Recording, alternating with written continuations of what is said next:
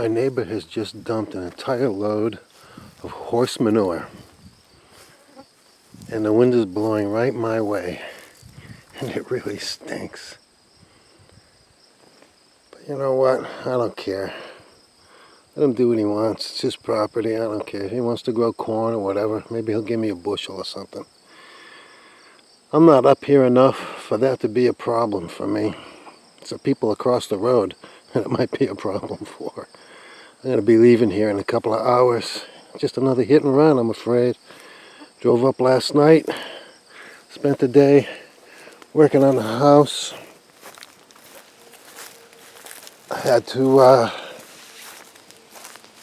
spray preservative on the outside of the house so the wood won't dry rot. So I have my son with me, obviously, because we go everywhere together just about. And he helped me, and that was good, because I had to climb up on that tall ladder, and I had to move that ladder around and position it, and he was a big help doing that. That took some load off. So I got my work done. Let's see what time it is.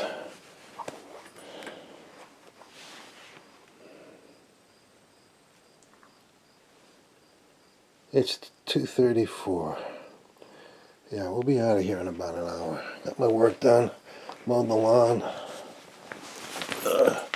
sprayed the preservative on the house. A little while ago, there was a whole flock of wild turkeys out in that field, just a gobbling and gobbling away. And I didn't get a chance to video them because I was in taking my bath. Look at my poor shed. I built this 9 years ago, and this was not pressure treated wood. The skids that this shed is built on are pressure treated. This was just regular wood, and it's rotting away. That's okay. I can replace it. And here's the remnants of where I was going to try to build a little garden, a little greenhouse type lean-to thing over here. And as always, I ran out of money. That's about as far as I got. I did bring my my cacti up here. I had a nice collection of cacti that unfortunately I had to leave behind when we moved out of the ghetto. But I brought them up here for a couple of summers, put them out in the sun, where they will not be molested by neighbors or dogs.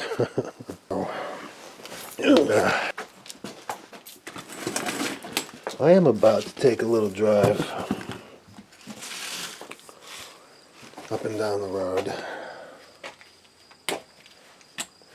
so I can charge my cell phone, because it's just about dead. But look at my apple trees. I have, at last count, I have 24 old apple trees on the property. And they're ripe and they're falling off and they're all over the ground. The deer eat them, the bear eat them. The bear are going on food binges. They have to store, this time of year, they have to store something like, I don't know, 15,000 calories a day or something like that. And I do have bear up here. I've seen the tracks. I've never seen a bear, but I've seen their tracks in my driveway. So they're around. Oh man. There's my little brick pile. Those are all recycled bricks, used brick that I've scavenged, and some of them I even paid for. And I'm going to finish this floor one day. Yeah, I'll get this brick floor done. I did this half of the floor myself in one day. So, but I'm going to have to tear it all up because one thing, when I put my septic system in, my drain system, I'm going to have to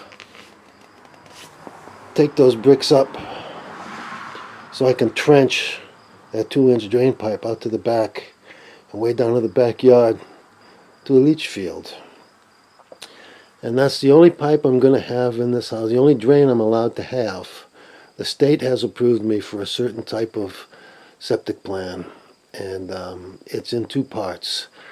The gray water is the only thing I can drain from the house.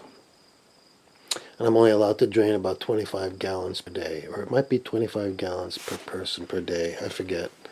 But even just by myself, I would never go through 25 gallons of water a day. So it's adequate, but I cannot drain any septic. I can't have an indoor flush toilet because I've built the place pretty much on ledge. There's not a lot of topsoil, so there's no way I can put an in-ground settling tank on the property. So they've split it into two parts. There's the gray water, which drains from the house to a leach field when it's done. And the other half is an outhouse. And the outhouse was here when I bought the property. So I got half of it done. But in order to drain the gray water from the house, we're going to have to trench. So I'm going to have to pull these bricks up. And there's dips. I didn't level the sand very well. And I have to hire an excavator at any rate to put in the drainage. And I'm going to see if he can help me level off the floor. What I have is my sills are 6-inch, 2x6-inch, pressure treated. 3 of them nailed together to form like a big beam, a sill. And my sills lie right on the ground. I've wrapped them in plastic too, just to give them a little more protection. And they sit right on the ground. I dug a 6-inch deep trench all around the perimeter, and that's where I put my sills. And then the corner posts go up from there. And then I dug out inside, I excavated inside the trench down to 6 inches. And that was a beast of a job. Because this is fill. This is what they call a gravel pad. And gravel is pretty loosely defined up here, I guess, because some of the pieces are almost as big as a grapefruit, and then some of it's just sand, and everything in between. So trying to dig it out, and it was just chock full of roots.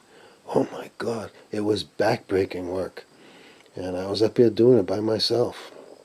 I finally got it excavated, and what I did was, so I had it dug out 6 inches deep on the inside of the frame, and I lined it with plastic, heavy plastic. I dropped in 2 inches of rigid foam insulation with a foil backing facing up, and then on top of that 2 inches of sand. And how I got my sand was all the dirt that I excavated, I sifted it into a wheelbarrow. So that's how I got my sand. And now I have little piles of rocks that I dumped after I sifted the sand out of it. So, yeah, it's been an adventure. But I still have a ways to go. I have to get the septic done. Obviously, I have to hire a contractor for that. I'm going to have to hire a contractor to put the rest of the windows in and to fix the mistakes I made. I tried installing a few windows and I failed. So, my mistakes have to be fixed. And so septic, windows, and then I'm going to have to hire somebody to do the electrical wiring. I can help with the wiring. I can do some basic running wires and attaching boxes to the frame and that stuff. I just don't want to make any connections. That's what I don't want to do. I don't want to try connecting wires to something. I'll let the pros do that, but I can run wire any way they want me to. So then I can do the insulation myself, and I'll do the interior finish work myself. I'll have this cozy little place that I can come to anytime. I get a heater put in, 2x6 walls, 6-inch walls. So I'll have 6 inches of insulation, and I'll put a propane stove over against that wall. This is north. This is a north wall. I'm not going to put any windows on there. That's east. This is south, and that's why I put this big window right here, so I can get passive solar heat. When the sun comes shining in on my brick floor when it's done, those bricks will absorb the heat and they will retain it. and I can keep the window not open, but without the curtain drawn, let the sunshine in during the day, draw a heavy curtain across the night, and those bricks will radiate that heat back into the room. So, but I'm thinking probably 3 or 4 years before I get this finished. But right now I can come in and stay here in the decent weather. I have come up here a few times in the winter and stayed overnight. That was an adventure with no heat. So, but I'm going to have it habitable year round. And my well is over there. I got my well drilled 2014. So what's that? That's 4 years ago. But I never got the pump on it because once again I ran out of money. You sense a theme, a recurring theme in my life? But I bought this land, 7/10 of an acre, in 2009 for $5,000 cash. I own it outright, and I love paying my taxes. My annual taxes are $65 a year. How about that, huh? That gives me the privilege of being able to come up here anytime I want and enjoy this. Today is September, 13th, I think. I'm going to try to get back up here one more time. I have my daughter's car. It broke down on me on the way up. It's a 5-hour drive. It's 310 miles each way. And I got into Gardner, Maine to the service area, and we went in to use the restroom. We came back out, it wouldn't start. And I couldn't figure out what was going on. I finally had to call AAA. A fuse, get this, a fuse had fallen out of its receptacle. You know those skinny little fuses with the 2 prongs that you slide in? If somehow it fell out. But the guy, the tow truck driver, couldn't find it. He was searching and I couldn't find it. So he just put a new fuse in and we're on our way. No, I don't dare drive my van up here. It's in too rickety condition. It's a long way to be stranded from home. So, but next year when I have my better van, when I upgrade, I'll be spending more time up here because I love it. So that's a wrap for today, folks. Thank you so much for putting up with my stories. Thank you for watching. Be sure to like, subscribe, comment, tell your friends, and we'll see you next time.